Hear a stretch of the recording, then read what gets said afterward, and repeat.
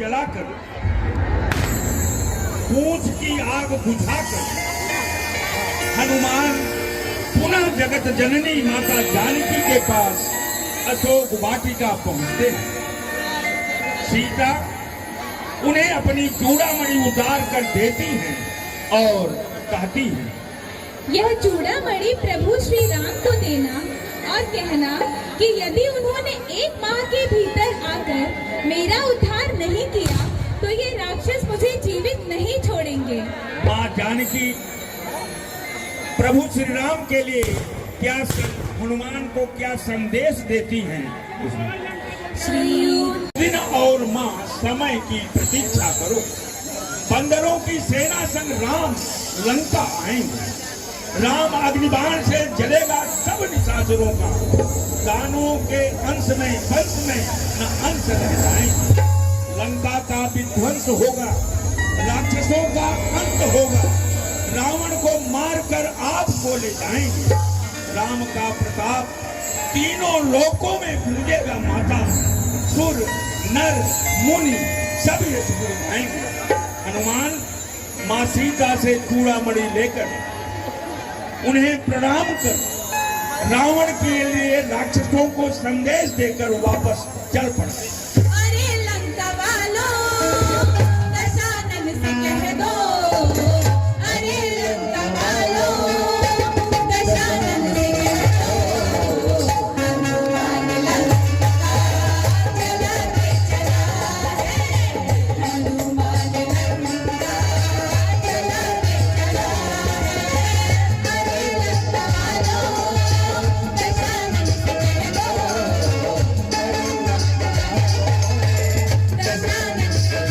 उनका स्वागत करते हैं।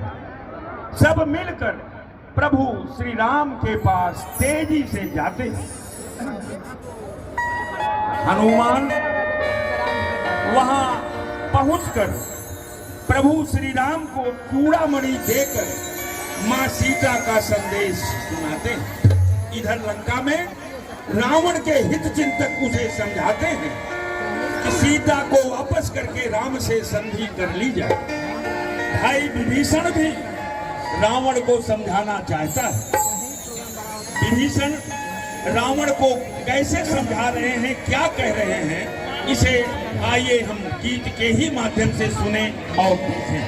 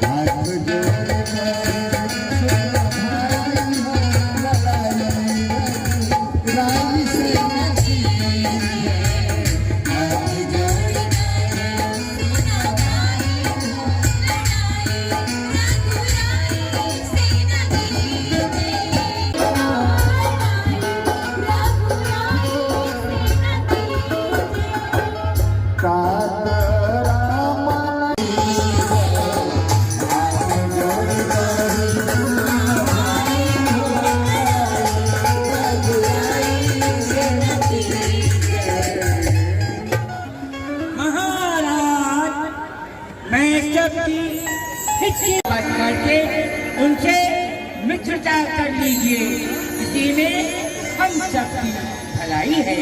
बार बार पधारो बिना करो बस सीत परिहर मोहम्मद भजन को सिराधी। रावण क्रोध से उत्तेजित होकर कहता है, लगता है तेरी मृत्यु निकट है, तुझे शत्रु का पक्षी अच्छा लगता है तो जाओ। रावण विभीषण को लात मारता है। विभीषण फिर भी भाई से निवेदन करते हैं, किंतु अंत में लाचार होकर भाई को प्रणाम करके रामादल की ओर चल पड़ते हैं। बंदर उन्हें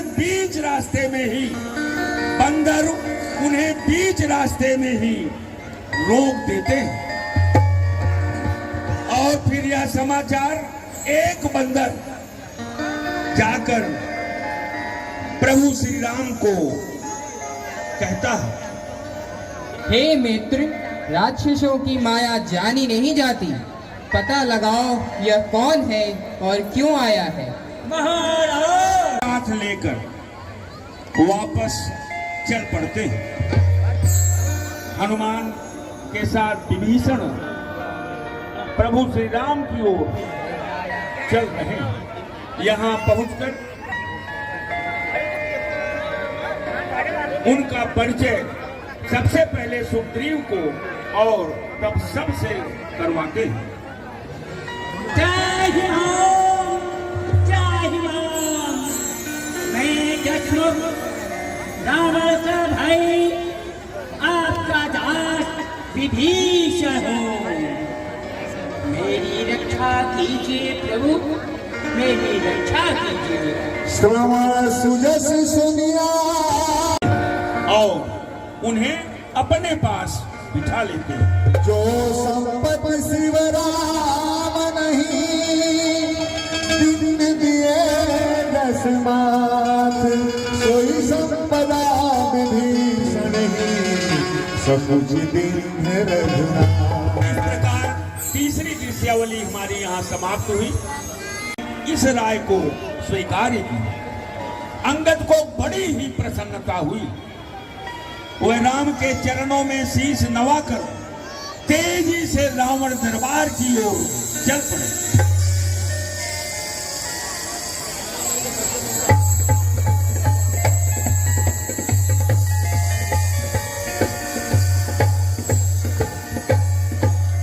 अंगद को देखते ही राक्षस इधर से उधर हो गए।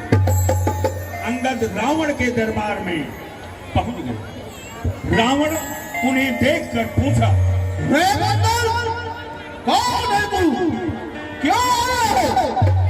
हे रावण, मैं भगवान श्री राम का दूत हूँ। मेरे पिता बाली से तुम्हारी मित्रता थी ना, इसलिए मैं तुम्हारी भलाई के लिए आया हूँ। रे पागल के बच्चे, संभल कर बात। अरे तेरी सेना में कोई है जो मुझसे नहीं कर सके? क्या भाग जाओ यहाँ से। श्री राम का बंदर भी सिंधु पार कर गया। तुमसे एक रेखा तक न पार की गई, अब शेती बगाड़ते हो। सिंधु करो उनको मनरा, तुम पे धनुरेख गई न करी। सीता को वापस करके श्री राम से संधि कर लो, इसी में तुम्हारी भलाई है। जो कायर होते हैं वे ही बार-बार संधि की बात करते हैं। वीर योद्धा कभी सिर नहीं झुकाते। और तपस्वी को समझा दो, मुझसे देर न करे, लौट जाए। अरे कोई है तेरी सभा में जो मेरे चरण हटा सके? मैं तो श्री राम का एक छोटा सा दूत हूँ। यदि मेरा कोई पैर हटा सका तो मैं सीता जी को हार सकता हूँ। श्री राम वापस लौट जाएंगे।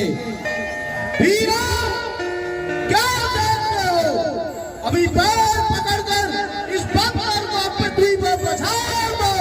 एक एक करके योद्धा आते हैं, पर अंगद का पैर दस से मस नहीं होता। अलग अलग हार जाने पर सब एक साथ मिलकर प्रयत्न करते हैं, किंतु असफल रहते हैं। तब युवराज मेघनाथ उठते हैं। उन्होंने भी प्रयत्न किया, पर अंगद का पैर हिला तक नहीं। रावण जब अंगद का पैर पकड़ने चला, तब अंगद हंस पड़े और हंसते हुए बोले, मेरा पैर पकड़कर क्या होगा? भला चाहते हो तो जाकर श्री राम के पैर पकड़ो, वे तुम्हारा क्षमा करके तुम्हारा उद्धार कर देंगे। अंगद आगे बढ़कर रावण के सिंहासन पर कदम, फिर अंगद वीरता से दौड़ते हुए वापस श्री राम के पास चल पड़ते हैं।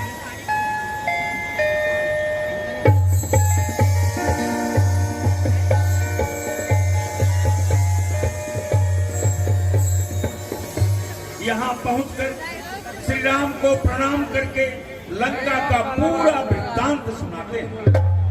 उधर रावण लज्जित होकर सिंहासन पर बैठा। आखिर युद्ध हुआ ही। रावण को प्रणाम करके अपनी विशाल सेना के साथ युद्ध करने चल पड़ा। इधर लक्ष्मण भी श्री राम से आज्ञा लेकर वानरी सेना के साथ युद्ध के लिए चल पड़े।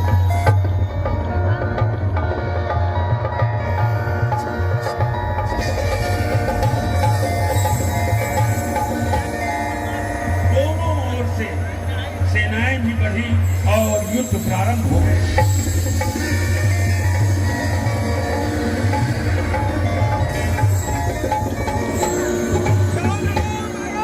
देखो लक्ष्मण, मैं अपनी बाण छोड़ रहा हूं जो तुम्हारी सेना को जलाकर ध्वस्त कर देगा। संभालो लक्ष्मण। मेघनाथ, तुम्हारे अग्निबाण का प्रभाव समाप्त करने के लिए यह रहा मेरा नीरबाण। अच्छा, अब तुम नहीं बचोगे। यह रही मेरी वीर घातनी शक्ति। वीर घातनी छाड़। मेघनाथ आगे बढ़कर उन्हें उठाना चाहता है, किंतु उससे जस से मस भी नहीं होती। तब हनुमान आते हैं। वह लक्ष्मण को उठाकर श्री राम के पास लेकर चल पड़ते हैं।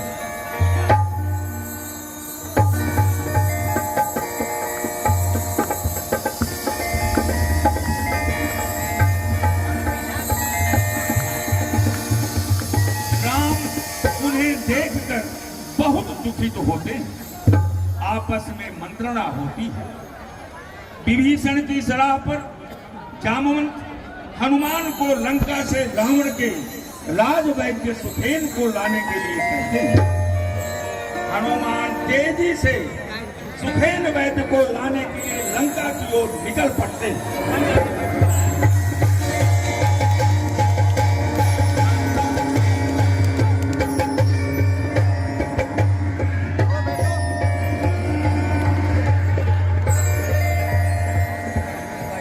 वहां पहुंचकर सुखेन वैद्य के लाख मना करने पर भी उनको घर सहित उठाकर वापस चल पड़ते हैं। बजरंग बली जी आपने क्या जलवा दिखा दिया। बजरंग बली जी आपने क्या जलवा दिखा दिया।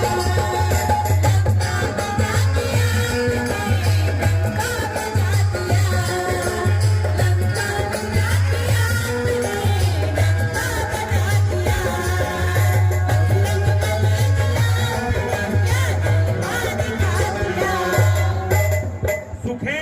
यहाँ पहुंचकर मूर्छित लक्ष्मण की नाड़ी देखकर कहते हैं, यदि सूर्योदय के पूर्व द्रोण पर्वत से संजीवनी बूटी आ जाए तो लक्ष्मण के प्राण बच सकते हैं।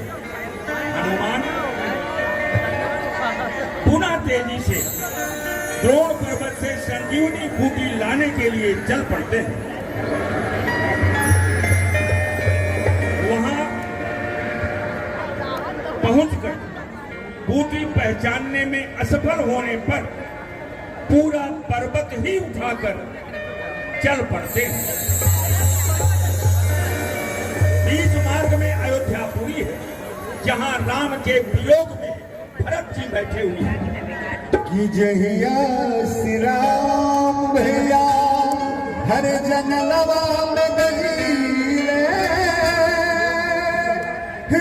आकाश मार्ग से एक विशालकाय शरीर को पर्वत सहित दक्षिण दिशा की ओर जाते हुए देखकर अनुमान लगाते हैं कि यह कोई राक्षस है और बिना फल का बाण धनुष पर चढ़ाकर छोड़ देते हैं, जो हनुमान को लगता है और वह राम राम कहते हुए पृथ्वी पर गिर पड़ते हैं। भरत जी राम का नाम सुनकर दौड़कर हनुमान के पास जाते हैं और उन्हें श्री राम का सेवक समझकर उन्हें उठाकर अपने गले से लगा लेते हैं। हनुमान भरत को पूरा वृत्तांत सुनाते हैं। भरत ही हनुमान को घायल देखकर उन्हें पर्वत सहित अपने बाण पर बिठाकर युद्ध भूमि में वापस भेजना चाहते हैं, परंतु हनुमान इससे सहमत नहीं। भरत भैया राम के लिए अपना संदेश कहकर हनुमान को वापस भेजते। श्री राम से कह देना एक बात अकेले से युद्धस्थल की ओर चल पड़ते। धीरे धीरे प्रातः काल निकट आ रहा है। हनुमान अभी संजीवनी बूटी लेकर लौटे नहीं। राम विह्वल होते। सत्य बाण लगे लक्ष्मण के, रोए रघुराई, अखियाँ खोला बबुआ, होई अखियाँ खोला बबुआ, कहबी के छुटका भाई, अखियाँ खोला बबुआ, कहबी के छुटका भाई, अखियाँ खोला बबुआ। प्रभु श्री राम अत्यंत दुखी होते हैं और विह्वल हो जाते हैं। मोरे लखने दुलारे, बोल कछु भैया मोरू, इस धरती पर और न होगा मुझ जैसा भागा, मेरे रहते लाल सती, तेरे कर में है राजा। को मरणासन अवस्था में देख प्रभु श्री राम की पीड़ा प्रतिपल बढ़ती ही जा रही है, क्योंकि वे जानते हैं अगर लक्ष्मण नहीं रहे तो वे स्वयं ही प्राण त्याग देंगे। इससे राम रावण युद्ध भी नहीं होगा और विभीषण को दिया हुआ वचन भी पूरा नहीं होगा। इसीलिए एक सत्य आह उनके दिल से निकल पड़ती है। राज गए कर सोच नहीं सोच पिता, बनवास दिए हरण कर सोच नहीं सोच पिता, सुरधार गए सत्य लगे। निकाल कर उपचार करते हैं। लक्ष्मण ऐसे उठ जाते हैं जैसे सोकर उठे हों। सभी लोग प्रसन्न हो जाते हैं और श्री राम की जय जयकार।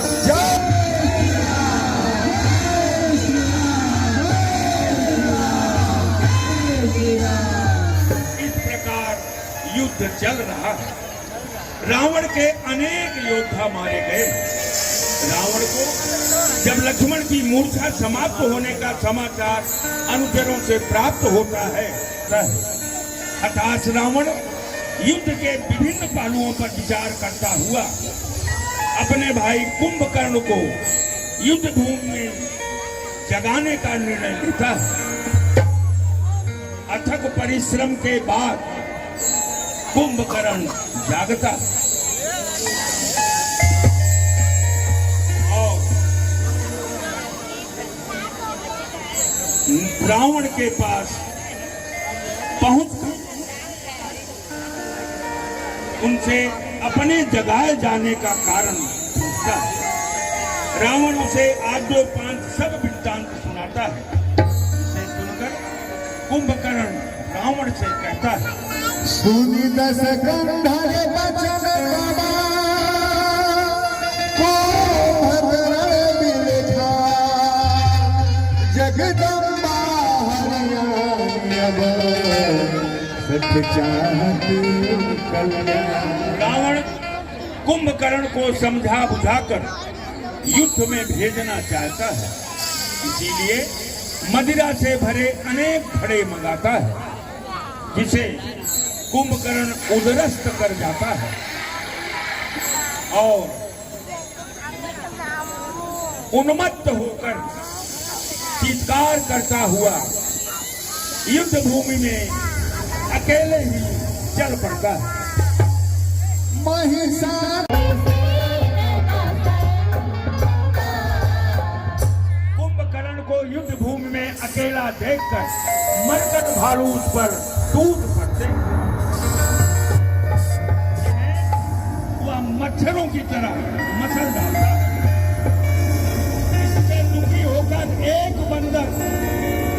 इससे दुखी होकर एक बंदर श्री राम के पास जाता है। भगवान श्री राम मुस्कुराते हुए बंदर भालुओं के साथ युद्ध स्थल में कुंभकर्ण और श्री राम में घनघोर युद्ध।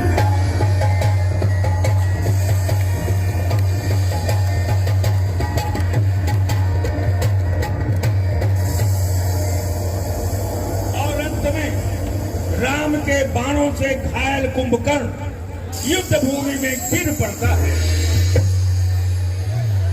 और सदगति को प्राप्त हो जाता है।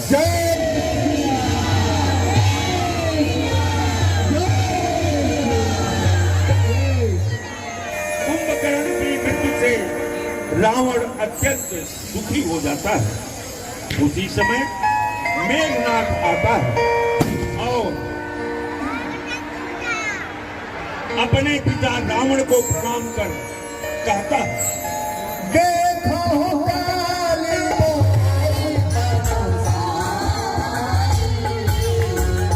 को युद्ध भूमि में भेजता है। मेघनाथ पिता को प्रणाम कर तेजी से अपनी सेना के साथ युद्ध भूमि के लिए प्रस्थान करता है। इधर लक्ष्मण भी श्री राम को प्रणाम कर युद्ध भूमि की ओर गमन करते। दोनों ओर से युद्ध प्रारंभ हो जाता है।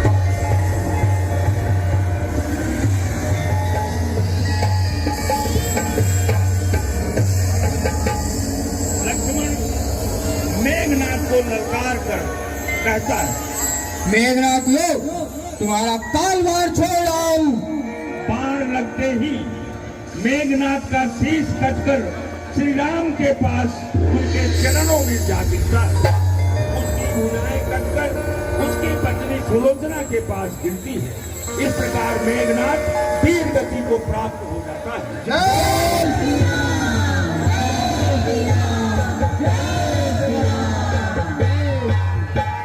सुलोचना अपने पति की कटी हुई भुजाओं को देखकर व्याकुल हो उठती। वह अपने सतीत्व के प्रभाव से अपने पति की कटी हुई भुजाओं द्वारा लिखवाकर पता लगा लेती हैं कि उसके पतिदेव युद्ध में लक्ष्मण के हाथों वीर गति को प्राप्त हो गए तथा उनका कटा हुआ शीश श्री राम के पास सुरक्षित है। वह मंदोदरी से आज्ञा लेकर अपने पति का शीश प्राप्त करने हेतु रामादल की ओर चल पड़ती है। सुलोचना को रामादल की ओर आते हुए देखकर बंदर भालू प्रसन्न हो उठते हैं कि रावण अपनी हार स्वीकार कर ली है, इसलिए जगत जननी सीता को श्री राम के पास पहले भेज दिया। अब वह स्वयं प्रभु श्री राम का शरणागत हो जाएगा।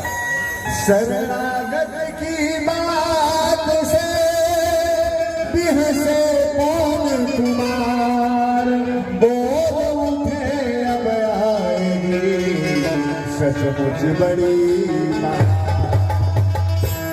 हनुमान को चिंता होती कि अगर रावण प्रभु श्री राम के चरणों में आ गया तो विभीषण का क्या होगा और फिर लंकेश कौन होगा। श्री राम हनुमान के मन की बात को समझकर कहते हैं, बोले हम भारतवासी हैं, शरणागत को न भुलाएंगे, इनको लंकेश बना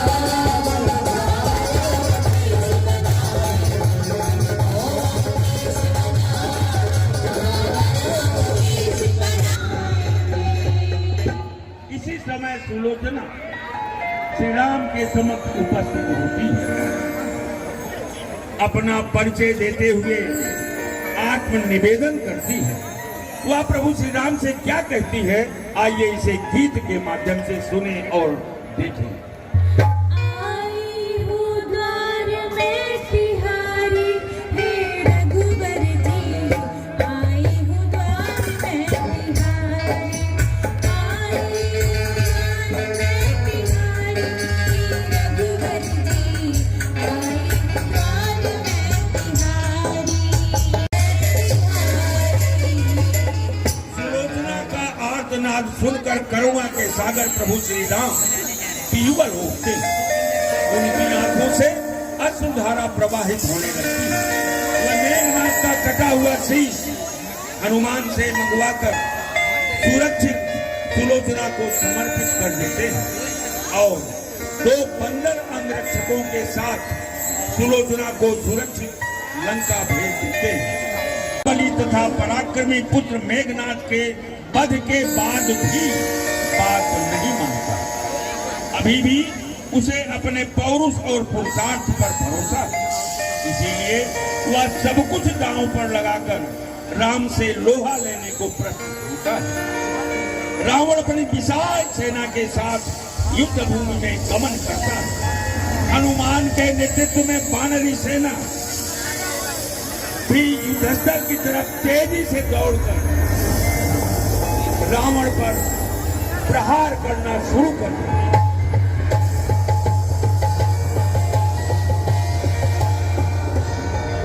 रावण के प्रहार और उसकी माया से रामादल में त्राही त्राही बन जाती है। यह समाचार सुनकर भगवान श्री राम स्वयं युद्ध भूमि की तरफ चल पड़ते हैं।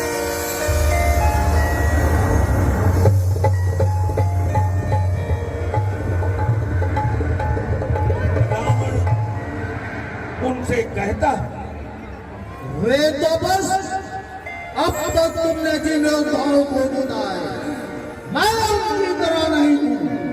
मेरा नाम रावण है, रावण। जानते हो, धिक्कार भी मेरे बंदी की मैं बंदी है। राम मुस्कुराते हुए कहते हैं, और भी कुछ कहो।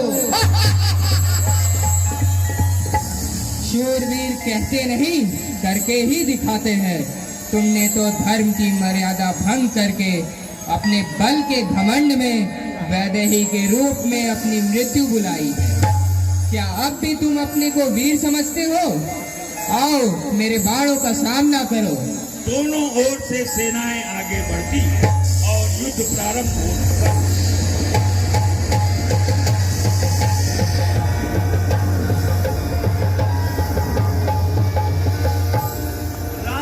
भीषण प्रहार से रावण व्याकुल हो युद्ध भूमि से पलायन कर संध्या समय अपने महल में जाकर विश्राम करता है। उसी समय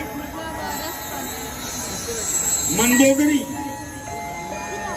उसके शयन कक्ष की ओर जाना चाहती है, लेकिन वो सोच रही हुए रथ पर आरूढ़ होकर विशाल बागरी सेना के साथ युद्ध भूमि में पहुंचते।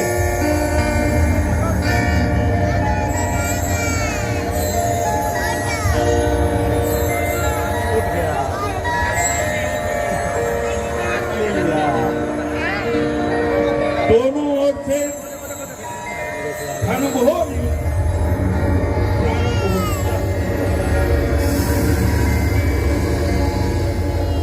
रावण अपनी माया तथा आसुरी शक्तियों के साथ राम से घनघोर युद्ध करता है।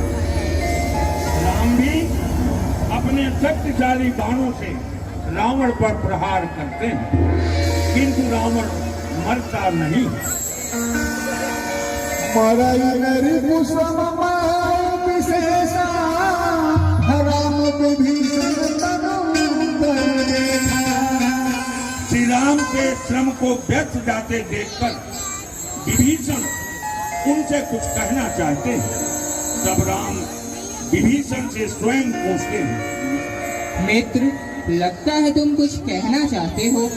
कहो, क्या कहना चाहते हो? संकोच रहित होकर कहो। प्रभु, मैं दशरथ की मृत्यु का रहस्य आपको बताना चाहता हूँ। इस दुरात्मा का सहस्त्र लाभ तभी संभव है जब मैं उस रहस्य को आपसे प्रकट कर दूं।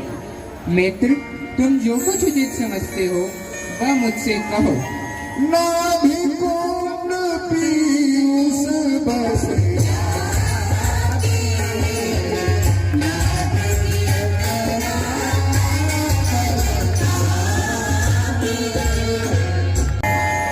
और उनके द्वारा ही से वरदान प्राप्त हुआ।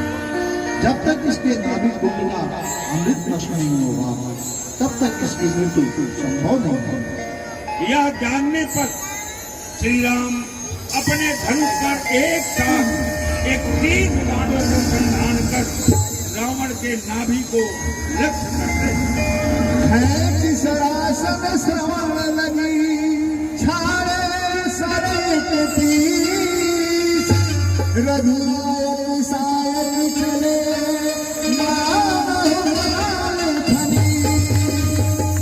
राम बाण चलाते, रावण की नाभि में बाण लगते ही वह चित्कार करता हुआ पृथ्वी पर गिर पड़ता और उसकी मृत्यु हो जाती है।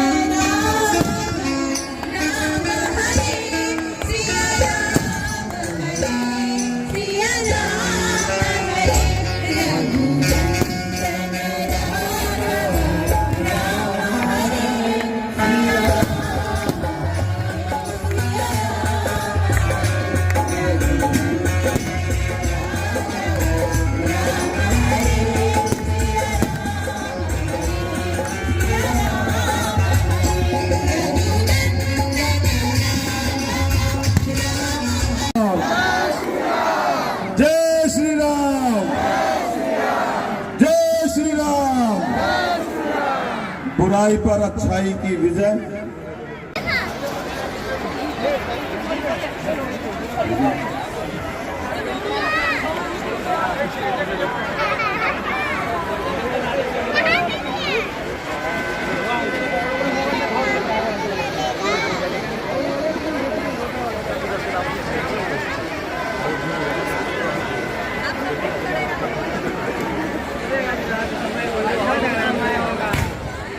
सचिव दशहरा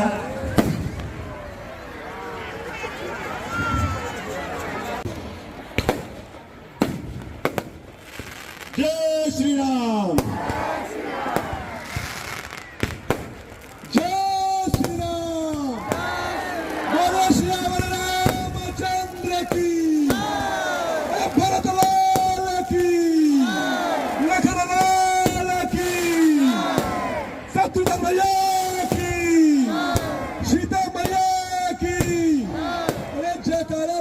पूरा बनारस गुंजायमान हो जाए। बोले श्यामल रामचंद्र की, लखन लाल की। का आनंद लेंगे।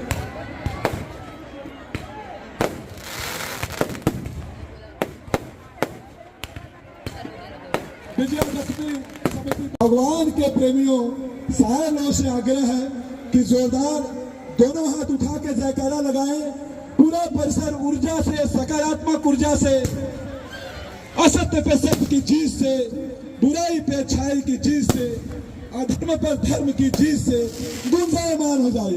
रामचंद्र की, रामचंद्र की जय श्री राम, जय श्री राम, जय श्री राम, जय श्री राम, जय श्री राम।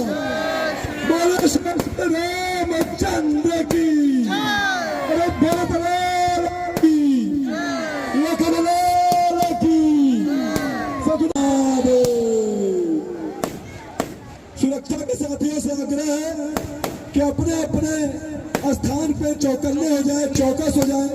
सारे मेले में आए हुए भाइयों बहनों सज्जनों से निवेदन है कि वे सभी लोग बड़े ही सुव्यवस्थित रूप से अपने सामानों की सुरक्षा करते से आप लोग बाहर जाएंगे। कुछ ही पलों में रावण दहन का, पुतले के दहन का अद्भुत नजारा आप सभी को देखने को मिलेगा, जिसका हम सभी कई घंटों से, कई दिनों से इंतजार कर रहे हैं। से अपने आखिरी सोपान तक कुशलता पूर्वक संपन्न हो।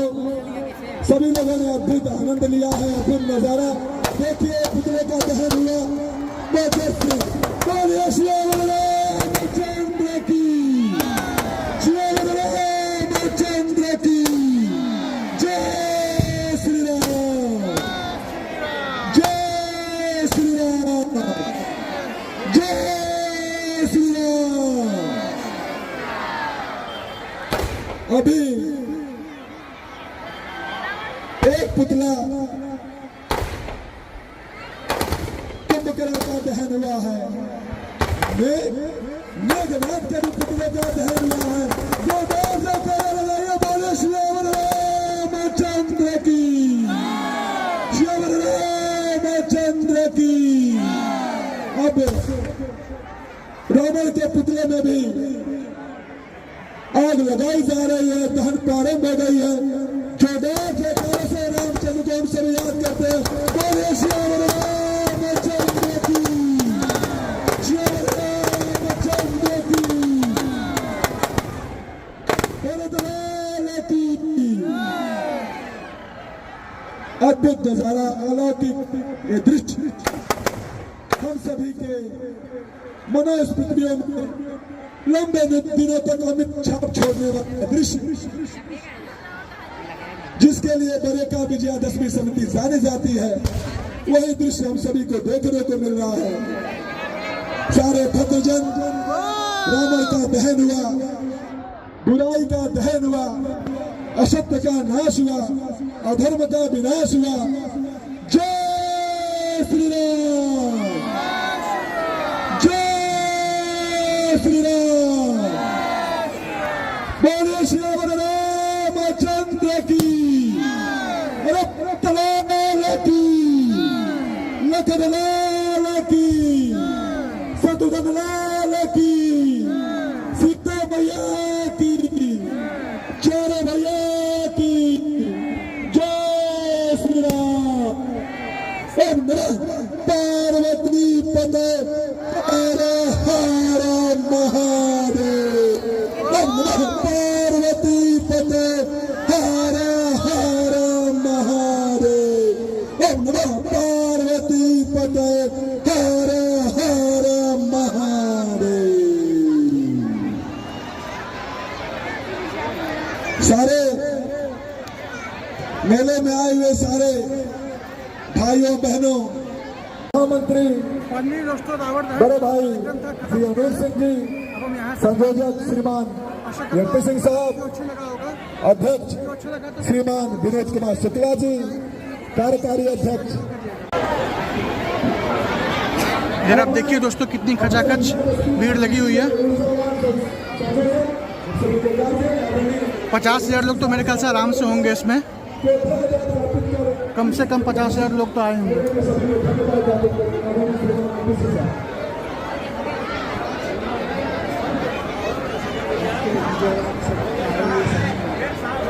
अवसर को व्यस्त समय निकाल करके हमारे महाप्रबंधक महोदय ने हम लोगों को यहाँ मेन गेट है, यहाँ से निकलेंगे हम अभी। और बाहर तो काफ़ी भीड़ होगी क्योंकि एक साथ अभी दर्शक निकल रहे हैं और बाहर दुकानें भी काफ़ी सारी लगी हुई हैं, तो पार्किंग तक जाने में काफ़ी समय लग जाएगा। जाली के ऊपर भी काफ़ी सारे लोग यहाँ से रावण दहन देख रहे थे, अभी फिलहाल खाली हो गया है। उन्होंने रात को 12 बजे 1 बजे सोना, सुबह जल्दी उठ करके पूजा पाठ करना, मैं चाहूँगा उनके लिए भी एक तरफ शादी हो जाए और उनको भी मैं धन्यवाद देना चाहूँगा। इसके अलावा समिति के जो भी हमारे मेंबर लगे थे, जिनका एक करके